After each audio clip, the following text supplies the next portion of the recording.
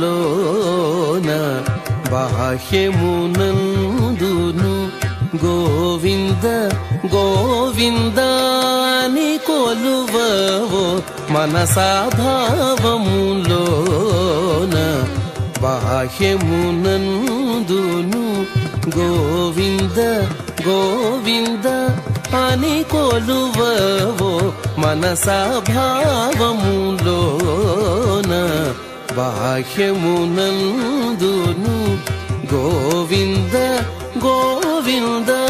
అని కొలువవో మనసా భావములోన